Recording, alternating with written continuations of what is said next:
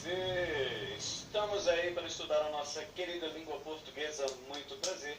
Meu nome é Wagner Souza, professor de língua portuguesa. Estou aqui para acompanhá-lo nessa jornada no descobrimento da língua pátria.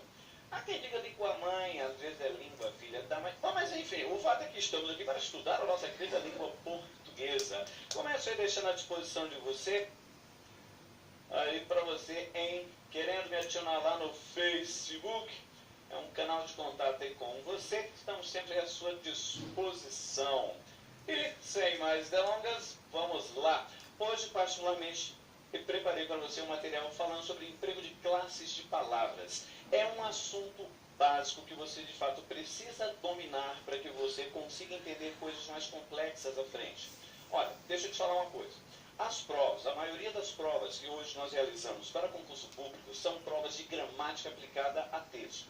Ou seja, não basta você decorar a regra gramatical. Você precisa saber como aplicar essas regras na construção e reconstrução do texto.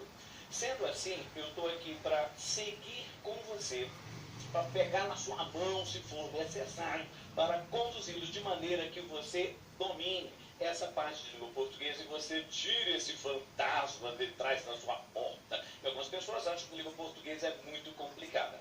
Olha, eu vou dizer, é trabalhoso, mas você consegue. Mas você precisa de fato focar, sempre trabalhar de maneira sistemática e saber o que você está fazendo. E é para isso que a gente está aqui, para que você aprofunde o seu conhecimento e domine verdadeiramente isso, para que você gabarite a sua prova. E, em sendo assim, preciso advertir você de que o nosso raciocínio para provas, sobretudo provas de gramática aplicada a texto, é um raciocínio de base sintática, um raciocínio estrutural. Porém, o pressuposto para que você domine essa questão da estruturação, a questão da sintaxe, é que você domine inicialmente as próprias palavras com as quais você está trabalhando no texto. E é por isso que o nosso tema principal hoje é justamente o emprego das classes de palavras. A primeira coisa que você deve saber é que na língua portuguesa você tem 10 classes de palavras.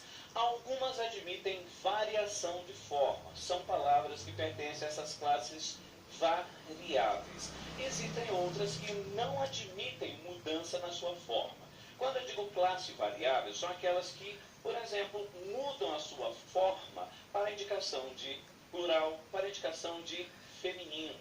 Outras jamais mudam a sua apresentação.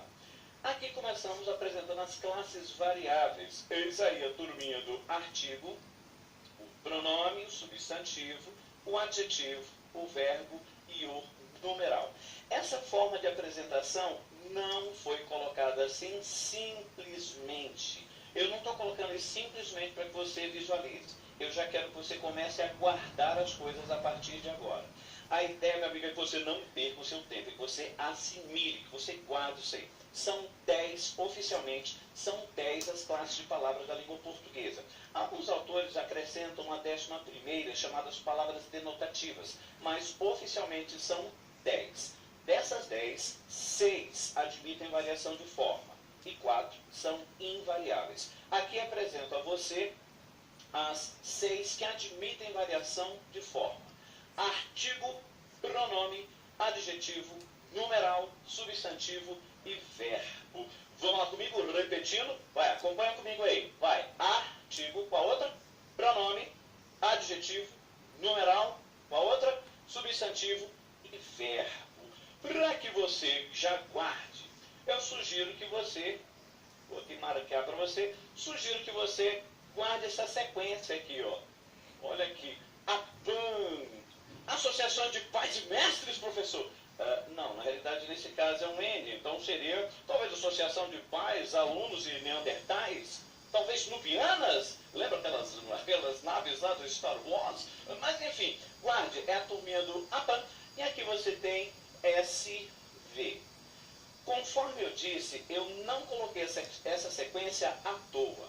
Coloquei de sorte que fique mais fácil para você guardar isso daí. APAM, você tem artigo, pronome, adjetivo e numeral. E aqui substantivo e verbo. Conforme disse, a sequência não vem despropositadamente. Eu coloco assim para que você já comece a entender, já comece a visualizar como essas palavras se relacionam quando você constrói um texto. Por que eu coloquei substantivo e verbo aqui nesse canto? Para que você já se lembre de que estas duas são as principais classes de palavras da língua portuguesa.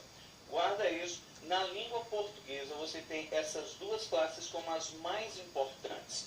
As outras todas, você vai observar, giram em torno dessas duas aqui. Substantivo e verbo. O substantivo é a palavra que serve para dar nome a seres. Já os verbos indicam ação. Parece bobagem, mas isso aqui, no caso, tem um princípio na visão cosmológica grega clássica. Tudo a ver, não é? Para o grego da nossa língua, nasce, no caso do grego e do latim.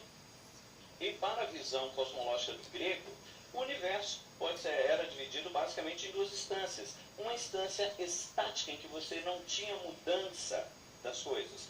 Uma instância, uma visão que mostrava as coisas paradas. E você tinha, já que você não tinha transformação dessas coisas, você tinha a oportunidade de se aproximar de alguma coisa e saber o que aquela coisa é, inclusive dando um nome para ela, indicando a essência, a substância daquilo. Aí que entra a ideia do substantivo. Por outro lado, também se observava que a realidade também tinha um elemento dinâmico, um elemento de transformação, de movimento. É aí que vem a ideia da ação, que é expressa justamente pelo verbo. Ou seja, aquilo que é estático, aquilo que está em movimento. Muito bem. O fato é que essas duas palavras são as mais importantes da língua portuguesa, substantivo e verbo. As outras todas vão acabar girando em torno dessas duas classes de palavras. Portanto, o que eu preciso de que você guarde é isso. Você tem 6 classes. Deixa eu apagar aqui. Fiz um borrãozinho aqui. Você tem essas 6 classes variáveis. São classes que admitem flexão, mudança de forma. Artigo, pronome, adjetivo, numeral, a turminha do APAN. E ali você tem substantivo e verbo. Obviamente, vamos passar uma a uma por essas classes gramaticais. Eu vou explicar uma a uma para você como é que funciona, para que elas servem, peculiaridades acerca de algumas delas. Óbvio que algumas vão demandar mais tempo, vão demandar mais cuidado, como por exemplo a categoria dos verbos. Os verbos são muito explorados no concurso público e você precisa dominar. É um pouco chato, é um assunto um pouco extenso, mas eu direi que você vai conseguir dominar sim. Por hora, eu preciso que você guarde isso então. São 6 as classes variáveis. APAN, SV. Artigo, pronome, adjetivo, numeral, substantivo e verbo. Vamos em frente. Agora eu vou mostrar para você as classes invariáveis. Eis aí. Conjunção, preposição, advérbio e interjeição. A turminha do CEPAI. Olha aí, já vou marcar aqui para você guardar CEPAI. CEPAI é difícil. Não basta ser pai, tem de participar. Veja, a turminha do CEPAI são classes invariáveis. Essas categorias gramaticais não admitem variação de forma. Elas não admitem mudança de forma para indicação, por exemplo, de plural, nem mudança de forma para indicação de singular e plural, feminino, masculino. Não há mudança para essas classes aí. Então veja, são 10 classes gramaticais. 6 são variáveis, a turminha do APAN, SV, e aqui você tem as 4 que são invariáveis. CEPAI, conjunção, preposição, advérbio e interjeição. Parece bobagem a gente fazer essa separação de que existem palavras que variam e outras que não variam, mas esse conhecimento já é útil para a resolução de certos itens de prova. Olha aqui, trago um item para você. Olha aí, ó. Os termos segundo e primeiro pertencem à mesma classe gramatical. Ou seja, é um item de prova e você tem aí o questionamento que os termos segundo e primeiro pertencem à mesma classe gramatical. Para quem já está aí adiantando o expediente, há quem pense, segundo e primeiro são numerais, professor? Calma, vamos devagar. Vamos ler o texto. Obesidade é acúmulo de gordura corporal. Ocorre quando a quantidade de energia ingerida supera o gasto energético por um tempo considerável. Segundo especialistas, há 4 tipos de obesidade: alimentar, metabólica, medicamentosa e genética. A maioria dos casos se refere ao primeiro.